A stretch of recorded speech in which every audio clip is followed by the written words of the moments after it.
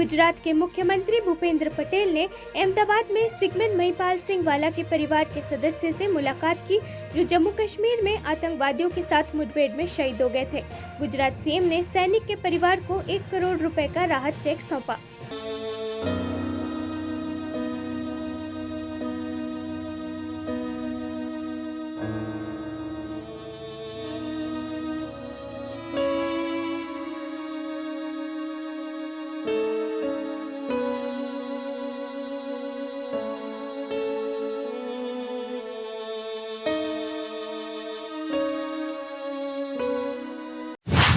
छत्तीसगढ़ में इस साल के अंत में होने वाले विधानसभा चुनाव को लेकर केंद्रीय गृह मंत्री अमित शाह के आवास पर देर रात तक बड़ी बैठक चली।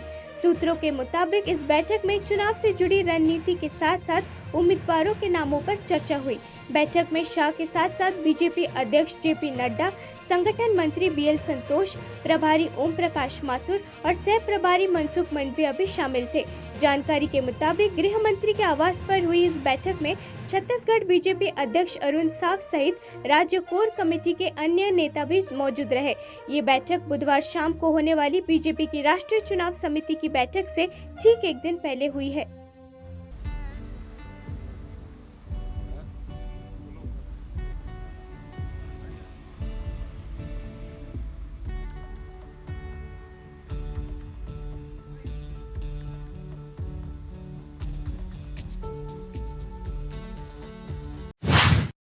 नागालैंड विधानसभा में मंगलवार को सर्वसम्मति से एक प्रस्ताव पास किया गया है। इस प्रस्ताव के तहत नागालैंड को प्रस्तावित समान नागरिक संहिता से छूट देने की मांग की गई है। मुख्यमंत्री नेफ्यू रियो ने कहा कि नागालैंड सरकार और नागा लोगों को मानना है कि समान नागरिक संहिता राज्य के लोगों की परंपराओं, सामाजिक प्रथाओं और धार्मिक मान्यताओं के लिए चुनौती पेश करेगा। ऐसे में राज्य में यूसीसी लागू करना खतरनाक हो सकता है। I'd like to move for the consideration and adoption of the resolution on Uniform Civil Code.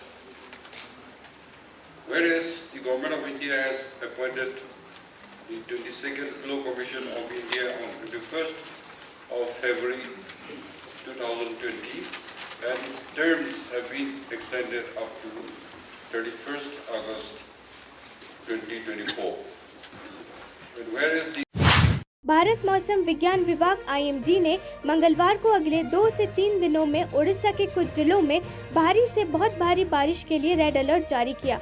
IMD Bhubaneswar के वरिष्ठ वैज्ञानिक उमाशंकर दास ने कहा कि ओडिशा के 6 जिलों यानी मलकानगिरी, कोरापुट, नबरंगपुर, कालाहांडी, बलांगीर और कंधमाल में भारी बारिश होने की संभावना है। इसके चलते रेड अलर्ट जारी किया गया है। बुधवार को कटक, ढेंकानाल, अनुगुल, बौद्ध, सोनपुर, कंधमाल और बलांगीर जिलों में भारी बारिश होने की संभावना है। इन जिलों के लिए रेड अलर्ट जारी किया गया है।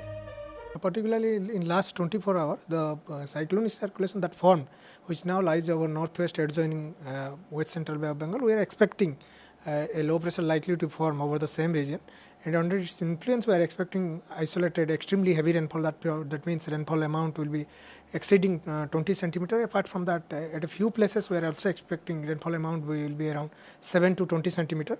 Particularly 6 districts are under red alert, that is Malkangiri, Koraput, Nabarangpur, Balangir, Kalahandi and Kandhamal. These districts has been one under red warning.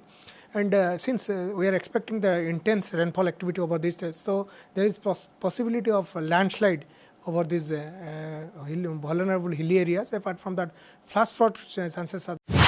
Telangana Congress अध्यक्ष रेवंत रेड्डी ने एएनआई से बात करते हुए कहा कि तेलंगाना में होने वाली कांग्रेस कार्य समिति CWC की बैठक उदयपुर और छत्तीसगढ़ में हुई बैठकों के समान होगी। आपको बता दें कि 16 और 17 सितंबर को हैदराबाद में CWC की बैठक होगी। रेवंत रेड्डी ने कहा कि कांग्रेस संसदीय दल के अध्यक्ष सोनिया गांधी तेलंगाना के लिए जो गारंटी देंगी, हम उसे आगे बढ़ाएंगे। नवगठित CWC कांग्रेस अध्यक्ष मल्लिकार्जुन खड़गे के नेतृत्व में 16 सितंबर को चुनावी राज्य तेलंगाना के हैदराबाद में कांग्रेस अपनी पहली बैठक करेगी। यहाँ पर CWC जैसा उदयपुर में हुआ था, जो नहीं तो छत्तीसगढ़ स्टेट में हुआ था, it is very similar meeting, CWC meeting and extended executive meeting, उसके बाद पब्लिक मीटिंग, ये सब सारे 3 दिन होने वाले हैं। 16th and 17th is CWC meeting and extended executive meeting. 17th evening is a public meeting. 18th kickstart of campaigning. Telangana में जो हम सोनिया जी गारंटीज देने वाली है वो गारंटीज को हर असेंबली में लेकर जाने वाले हैं. 119 असेंबलीज में 119 बड़ा नेता लोग देश से जो CWC फॉर्मर चीफ मिनिस्टर जो बड़ा नेता लोग है हर असेंबली में जाकर वो कैंपेनिंग करने वाले हैं. तो उसके लिए 3 दिन फुली एंगेज्ड है और प्रोग्राम भी सॉर्ट आउट कर ली. नहीं it's a privilege. Jharkhand Mukti Morcha के महासचिव सुप्रियो भट्टाचार्य ने बताया कि मुख्यमंत्री हेमंत सोरेन INDIA गठबंधन की समन्वय समिति की पहली बैठक में शामिल होंगे. एनआई से बात करते हुए सुप्रियो भट्टाचार्य ने कहा, अभियान साझा एजेंडे को लेकर ये चर्चा होगी. बैठक में सीएम हेमंत सोरेन शामिल होंगे. INDIA गठबंधन की समन्वय समिति की पहली बैठक 13 सितंबर को नई दिल्ली में एनसीपी सुप्रीमो शरद पवार के आवास पर होगी. समिति गठबंधन की रणनीतियों और भविष्य के कार्यक्रमों की रूपरेखा तैयार करेगी. हर मीटिंग ही इम्पोर्टेंट होता है क्योंकि हम लोग तो कोई भजन करने तो जाएंगे नहीं. जब भी जाएंगे तो गंभीर और ठोस बातों के साथ ही बैठेंगे. कल जो मीटिंग का जो अभी तक की जो जानकारी है कि जो कैंपेन चलाया जाएगा और खासकर जो आपका जो कॉमन मिनिमम प्रोग्राम है उसके लिए भी रिसर्च कमेटी बनी है. उनका भी क्या फीडबैक है अभी तक का. और चूँकि सीट शेयरिंग तो अभी बहुत ज़्यादा इम्पोर्टेंट इसलिए नहीं है क्योंकि सीट शेयरिंग तो स्टेट लेवल पे ही डिसाइड होगा जो अभी तक की सहमति बनी है. तो कैंपेन पहला चीज़ है. दूसरा है कि जो कॉमन एजेंडा. आगामी मध्य प्रदेश विधानसभा चुनाव को लेकर मंगलवार को नई दिल्ली में कमलनाथ के आवास पर कांग्रेस स्क्रीनिंग कमेटी की बैठक हुई. मध्य प्रदेश की पार्टी मामलों के प्रभारी रणदीप सुरजेवाला ने स्क्रीनिंग कमेटी के सदस्यों के साथ बैठक की.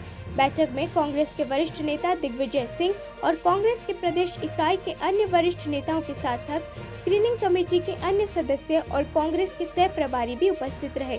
देर रात तक चली बैठक के बाद सुरजेवाला ने कहा कि कांग्रेस पार्टी ने औपचारिक रूप से लोकतांत्रिक प्रक्रिया शुरू कर दी है. बैठक में कई मुद्दों पर चर्चा हुई. ये एक सतत प्रक्रिया है. ये 1 या 2 दिन में खत्म नहीं होगी. उम्मीदवारों की घोषणा पर सुरजेवाला ने कहा कि केंद्रीय चुनाव समिति अंतिम फैसला लेगी. प्रजातांत्रिक जो प्रक्रिया है आज उसकी हमने औपचारिक शुरुआत कर दी और कई प्रकार की चर्चा हुई. मापदंडों पर चर्चा हुई. कौन सा सबसे बेहतरीन उम्मीदवार हो सकता है कांग्रेस का. कौन वो व्यक्ति है जो मध्य प्रदेश में कांग्रेस की विचारधारा को और आगे बढ़ा सकता है. कौन वो व्यक्ति है जिसके पास सबसे अधिक जनमत है. कौन वो उम्मीदवार है जो जिताऊ उम्मीदवार है. कौन वो उम्मीदवार है जो मध्य प्रदेश में आदिवासी. ICMR के पूर्व महानिर्देशक डॉक्टर बलराम भार्गव ने फिल्म द वैक्सीन वॉर में नाना पाटेकर के अभिनय की सराहना करते हुए कहा कि उन्होंने किरदार के साथ न्याय किया है.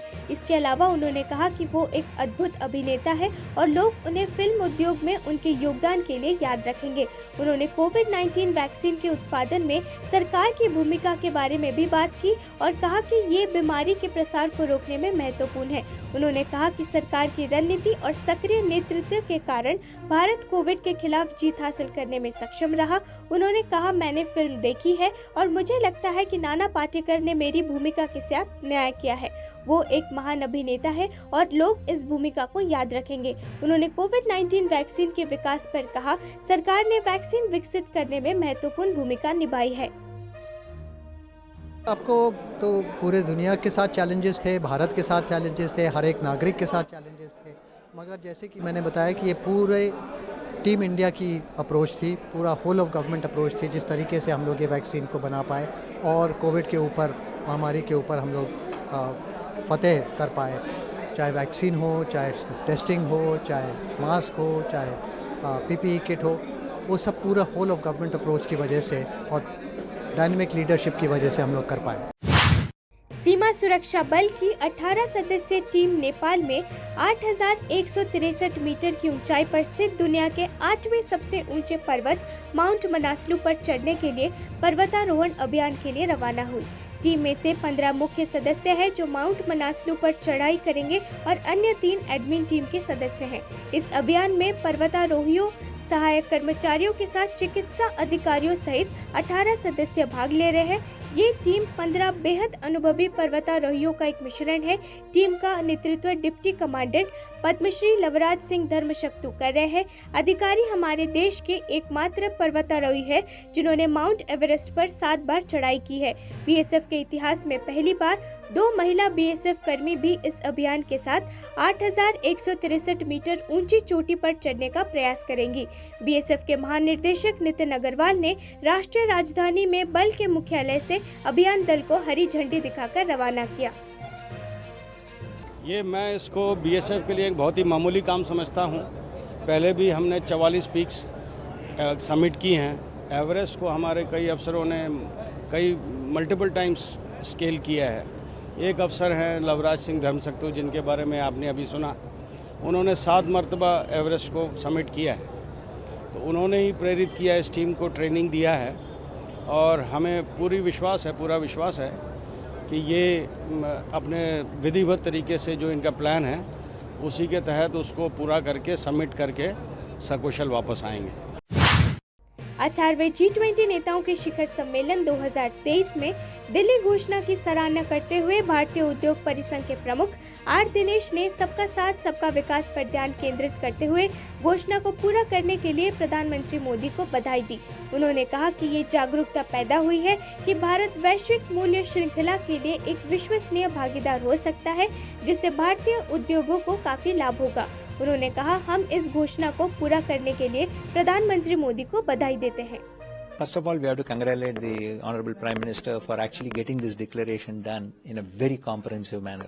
First, if you look at it, we have had the inclusion of the entire African Union, wo sabka saath ka focus, and if you look at the second aspect of it, it is to make sure there is a very good focus in terms of the ability to sustain the growth by not only providing for the financing for sustainable growth, but also making sure that the climate mitigation financing requirements are brought out and highlighted. Third, this also the importance of introducing the private sector and the focus on the MSMEs for the growth requirements and their funding and upgrading themselves to be able to finance. Last but not the least is the aspirations of the global south have been made as